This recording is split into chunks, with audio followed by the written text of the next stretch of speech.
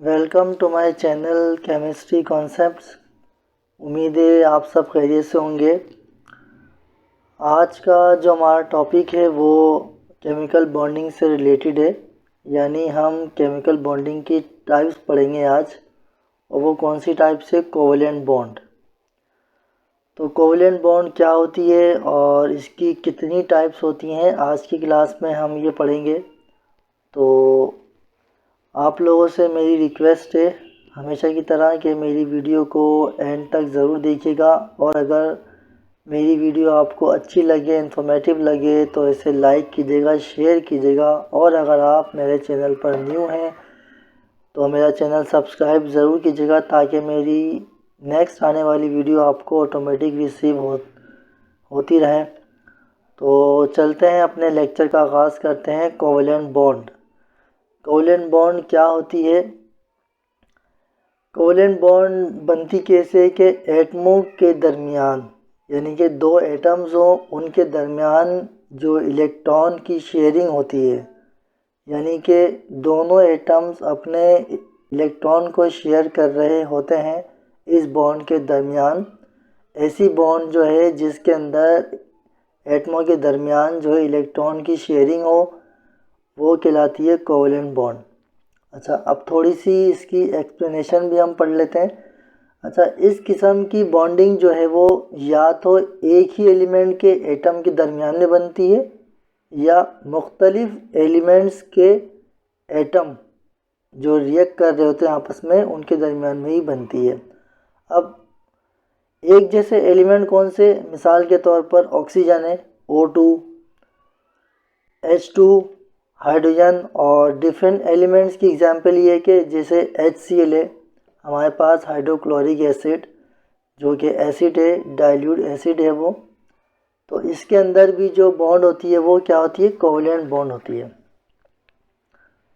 अच्छा, ये जो बॉन्डिंग है ये नॉन मेटल्स के दरमियान में होती है, लेकिन ये बॉन्ड जो है मेटल्स और नॉन मेटल्स के दरमियान में भी हो सकती है। अब मिसाल के तौर पे जो हमारे पास सेवन्थ ए ग्रुप के जो एलिमेंट्स हैं, जो मोस्टली गैसेज हैं, वो नॉन मेटल्स हैं। और जैसे कि मेटल्स और नॉन मेटल्स हैं, इनके बारे में भी हम आगे चल के पढ़ेंगे। अच्छा, इसके बाद जो हमारा जो टॉपिक है वो है टाइप्स ऑफ कोवेलेंट बॉन्ड। अभी हमने क्या पढ़ी कि कोवेलेंट बॉन्ड क्या होती हैं। अब हम पढ़ रहे हैं कि कोवेलेंट बॉन्ड कितने टाइप की होती हैं। जैसे कि आप जानते हैं कि कोवेलेंट बॉन्ड कब बनती है? जब दो एटम्स आपस में मिले और उनके इलेक्ट्रॉन्स की शेयरिंग हो, इस टाइप की बॉन्डिंग कहलाती है कोवेलेंट बॉन्ड। अच्छा, वो इलेक्ट्रॉन्स जो कोवेलेंट बॉन्ड में हिस्सा लेते हैं और एक पेयर बनाते हैं, जिसकी वजह से कोवेलेंट बॉन्ड बनती है, उस पेयर को हम कहते हैं bonded pair electrons. Bond pair electron या बॉन्डेड पेयर इलेक्ट्रॉन्स। और उन एटम्स में जो पेयर या इलेक्ट्रॉन हिस्सा नहीं लेते बॉन्ड के अंदर, वो कहलाते हैं लॉन पेयर। क्योंकि वो ऑलरेडी पेयर होते हैं, इसलिए वो बॉन्ड के अंदर हिस्सा नहीं लेते, तो उनको हम कहते हैं लॉन पेयर। और वो इलेक्ट्रॉन जो बॉन्ड बनाते हैं, उनको हम कहते हैं बॉन्ड पेयर ऑफ इलेक्ट्रॉन्स या बॉन्ड पेयर इलेक्ट्रॉन। अच्छा, अब ये जो बॉन्ड पेयर हैं, नंबर ऑफ बॉन्ड पेयर के एक एटम्स और दूसरे एटम में कितने कितने इलेक्ट्रॉन आपस में शेयरिंग कर रहे हैं और कितने पेयर बन रहे हैं, इसकी बुनियाद पर जो है हमने कोवेलेंट बॉन्ड को जो है 3 टाइप्स में क्लासिफाई किया है। Single covalent bond, double covalent bond और ट्रिपल कोवेलेंट बॉन्ड। ये बॉन्ड पेयर ऑफ इलेक्ट्रॉन पर बेस करते हैं। जैसे मिसाल के तौर पर अगर किसी कोवेलेंट बॉन्ड में एक एक इलेक्ट्रॉन शेयर कर रहे हैं तो उसका एक पेयर बनेगा, उसको कहेंगे single covalent bond. Double covalent bond कब होगी? जब दो दो इलेक्ट्रॉन आपस में शेयरिंग करेंगे तो दो बॉन्ड पेयर बनेंगे, उसको हम कहेंगे डबल कोवलेंट बॉन्ड। इसी तरह से जब एटम्स तीन तीन इलेक्ट्रॉन पेयर आपस में शेयर करेंगे तो तीन बॉन्ड पेयर बनेंगे, उसको हम कहेंगे ट्रिपल कोवलेंट बॉन्ड। अब हम सिंगल कोवलेंट बॉन्ड पढ़ते हैं। सिंगल कोवलेंट बॉन्ड क्या होती है? ऐसी कोवलेंट बॉन्ड जो कि एक बॉन्ड पेयर जिसमें बने, यानी कि दोनों एटम्स आपस में एक एक इलेक्ट्रॉन शेयर करें, उसको हम कहेंगे सिंगल कोवलेंट बॉन्ड। और ये रिप्रेजेंट की जाती है, एक शॉर्ट लाइन होती है, सिंगल शॉर्ट लाइन, जिससे हम सिंगल कोवलेंट बॉन्ड को रिप्रेजेंट करते हैं। अच्छा, जैसे कि H2 बनता है, HCl बनता है, ये क्या है? ये इस टाइप की बॉन्डिंग की एग्जाम्पल है, यानी कि इनके अंदर एक एक इलेक्ट्रॉन की शेयरिंग होती है, इसलिए इनके अंदर सिंगल कोवलेंट बॉन्ड पाई जाती है। हमें इस टॉपिक से यही पता चला कि भाई इन कंपाउंड में, इन मॉलिक्यूल्स में H2 HCl में सिंगल कोवलेंट बॉन्ड पाई जाती है। अब हमारे पास जो है एक एग्जाम्पल है क्लोरीन मॉलिक्यूल की। वो ये है कि आपको मालूम होगा कि क्लोरीन जो है वह 7th ग्रुप का एलिमेंट है। इसके लास्ट शेल में 7 इलेक्ट्रॉन पाए जाते हैं। अच्छा, अब क्या है कि दो क्लोरीन के एटम्स हैं, वो आपस के अंदर एक एक इलेक्ट्रॉन शेयर कर रहे हैं। ये आप जो है डायग्राम है, इसमें भी आप देख रहे होंगे कि दो क्लोरीन एटम्स हैं, तीन लोन पेयर्स ऑलरेडी क्लोरीन के एटम्स के अंदर मौजूद हैं। वो इलेक्ट्रॉन जो बॉन्ड बना रहे हैं वो येलो कलर के पोर्शन में शो हो रहे हैं, एक डॉट से शो हो रहा है और एक क्रॉस से शो हो रहा है। तो ये बॉन्ड पेयर है जो बॉन्डिंग में हिस्सा ले रहा है। अच्छा, ये बॉन्डिंग बनती हुई है, ये मैंने आपको पहले बताया था कि इनको स्टेबल इलेक्ट्रॉनिक कॉन्फ़िगरेशन हासिल करनी होती है, यानी कि लाइक नोबल गैस, इसलिए ये आपस में शेयरिंग करते हैं। अच्छा, अब ये जो सिंगल कोवलेंट बॉन्ड जो है क्लोरीन मॉलिक्यूल में, ये डॉट एंड क्रॉस से, वही जो मैंने अभी आपको बताया कि डॉट एंड क्रॉस डायग्राम में दिखाई गई है। तो ये हमारे पास थी सिंगल कोवलेंट बॉन्ड की एग्जांपल। अब हम बढ़ते हैं डबल कोवलेंट बॉन्ड की तरफ। अच्छा, ऐसी कोवलेंट बॉन्ड जिसके अंदर दो बॉन्डेड पेयर बने, यानी कि दो एटम्स जो आपस में रिएक्ट कर रहे हों, उनके अंदर दो दो इलेक्ट्रॉन शेयरिंग हो,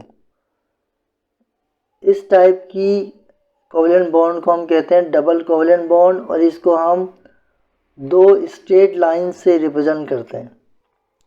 अच्छा, अब यहाँ पर डबल कोवलेंट बॉन्ड्स की जो एग्जांपल है वो O2 है और इथीन C2H2, ये भी एक ऑर्गेनिक कंपाउंड है। अच्छा,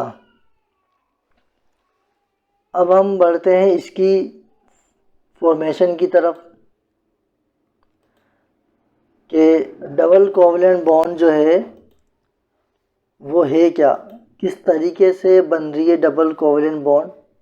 अब हम बढ़ते हैं उसकी तरफ। अब आपको मालूम है कि ऑक्सीजन जो है वो 6A ग्रुप से ताल्लुक है उसका पीरियोडिक टेबल के, यानी कि पीरियोडिक टेबल के छठे ग्रुप में ये रखा गया है। अच्छा, इसको जो है दो इलेक्ट्रॉन्स की ज़रूरत होती है स्टेबल ऑक्टेट कॉन्फ़िगरेशन हासिल करने के लिए। ये हम आगे चल के थोड़ा सा डायग्राम में देखेंगे। जैसे कि आप यहाँ पर देख रहे होंगे कि 2 ऑक्सीजन के एटम हैं। अच्छा, और दोनों के अंदर जो है दो दो दो जो है लोन पेयर हैं और 2 इलेक्ट्रॉन जो है वो सेपरेट हैं, जो बॉन्ड के लिए हिस्सा ले रहे हैं। अब आप एरो के बाद देखें कि वो बॉन्ड पेयर जिन्होंने हिस्सा लिया है वो दोनों एटम के जॉइंट वाले हिस्से पर शो हो रहे हैं। 2 इलेक्ट्रॉन, 2 लेफ़्ट साइड पे आ रहे हैं और 2 राइट साइड पे आ रहे हैं। इससे हमें ये पता चल रहा है कि दोनों ऑक्सीजन के एटम ने 2 इलेक्ट्रॉन की शेयरिंग की है। फिर आप एरो के बाद देखेंगे अगर डायग्राम में तो आपको दिखाई देगा कि इसके अंदर 2 स्ट्रेट लाइन जो है वो शो हो रही हैं और उसके नीचे लिखा हुआ है O2 मॉलिक्यूल, क्योंकि 2 एटम है ऑक्सीजन के तो O2, यानी कि ऑक्सीजन के एटम जब आपस में मिलते हैं तो डबल कोवलेंट बॉन्ड बनती है। ये बात याद रखने वाली है। अब है क्या कि हर ऑक्सीजन एटम क्या करेगा, अपने लास्ट वाले शेल में जो उसके 2 इलेक्ट्रॉन्स होंगे वो शेयरिंग कर लेगा दूसरे वाले ऑक्सीजन के एटम से और क्या बन जाएगा, O2, यानी कि ऑक्सीजन का एक मॉलिक्यूल बन जाएगा। अब इलेक्ट्रॉन के जो 2 पेयर शेयर हो रहे हैं दोनों ऑक्सीजन के एटमों के दरमियान, ये क्या बना रहे हैं, डबल कोवलेंट बॉन्ड। इसी तरह हमें पता चला कि भाई ऑक्सीजन मॉलिक्यूल में डबल कोवलेंट बॉन्ड पाई जाती है। ये हमारी एग्जाम्पल हो गई डबल कोवलेंट बॉन्ड की कि भाई वो कौन से मॉलिक्यूल हैं जिनके अंदर डबल कोवलेंट बॉन्ड पाई जाती है। तो आप इजीली बता सकते हैं कि O2 है, C2H2 यानी कि इथीन गैस है, और भी ऐसे मॉलिक्यूल्स हैं। अच्छा, अब हम बढ़ते हैं नेक्स्ट जो टाइप है और लास्ट टाइप है कोवलेंट बॉन्ड की, वो है ट्रिपल कोवलेंट बॉन्ड। ये वो कोवलेंट बॉन्ड है जो कि बनती है जब एटमों के दरमियान जो 3 इलेक्ट्रॉन आपस में शेयर करते हैं दोनों एटमों के दरमियान पे। एक एक इलेक्ट्रॉन शेयर होगा तो एक बॉन्ड पेयर बनेगा। यहाँ पे 3 इलेक्ट्रॉन शेयर होंगे तो कितने बॉन्ड पेयर बनेंगे, 3 बॉन्ड पेयर बनेंगे। इसी वजह से हम इसको कहेंगे ट्रिपल कोवलेंट बॉन्ड, और इसको हम 3 शॉर्ट स्ट्रेट लाइन से रिप्रेजेंट करते हैं। अच्छा, इसकी क्या एग्जांपल है, N2 यानी कि नाइट्रोजन में जो है वो ट्रिपल कोवलेंट बॉन्ड पाई जाती है। ठीक है। अच्छा, अब हम इसकी एक एग्जांपल भी देख लेते हैं ट्रिपल कोवलेंट बॉन्ड की। Formation of nitrogen molecule. अच्छा, नाइट्रोजन के एटम में जो है उसके लास्ट वाले शेल में 5 इलेक्ट्रॉन होते हैं। ये आप पीरियोडिक टेबल में जाके देख सकते हैं। वैसे भी अगर आप इलेक्ट्रॉनिक कॉन्फ़िगरेशन करना चाहें तो आपको पता चल जाएगा। 2 नाइट्रोजन एटम जो हैं वो 3 इलेक्ट्रॉन आपस में शेयर करते हैं और 3 कोवलेंट बॉन्ड बनाते हैं, जिसको हम कहते हैं ट्रिपल कोवलेंट बॉन्ड। यानी कि इसमें N2 का मॉलिक्यूल बन रहा है। अब यहाँ आप डायग्राम में देख रहे होंगे कि एक नाइट्रोजन का एटम है, उसके अंदर पहले शेल में 2 इलेक्ट्रॉन हैं, दूसरे में 5 हैं। दूसरे 5 कैसे है कि 1s2 2 हो गए, 2s2 2 हो गए और 2p, यानी कि p वाले शेल में 3 इलेक्ट्रॉन है और तीनों जो है वो अनपेयर हैं। इसी तरीके से दूसरा वाला जो नाइट्रोजन का एटम है उसकी भी इलेक्ट्रॉनिक कॉन्फ़िगरेशन यही सेम है। अच्छा, मैं इसकी इलेक्ट्रॉनिक कॉन्फ़िगरेशन यानी कि जो मैंने एग्जांपल दी हैं आज की क्लास में, उसके मैं शॉर्ट्स बनाऊंगा। उसके अंदर कंप्लीट इलेक्ट्रॉनिक कॉन्फ़िगरेशन होगी कि ये अनपेयर इलेक्ट्रॉन होते कैसे हैं, तो वो आप ज़रूर देखिएगा। उससे आपको जो है ये इलेक्ट्रॉनिक कॉन्फ़िगरेशन नाइट्रोजन की, ऑक्सीजन की, वो क्लियर हो जाएगी। अब आप एरो के बाद देख रहे होंगे कि दोनों एटमों के दरमियान 3 बॉन्ड पेयर बने हुए। तो इसी तरह से क्यों बने? क्योंकि 3 इलेक्ट्रॉन दोनों एटम ने शेयर किए हैं। इसी तरीके से 3 बॉन्ड पेयर बने हैं और यही तरीका है N2 यानी कि नाइट्रोजन मॉलिक्यूल बनने का, यही तरीका है।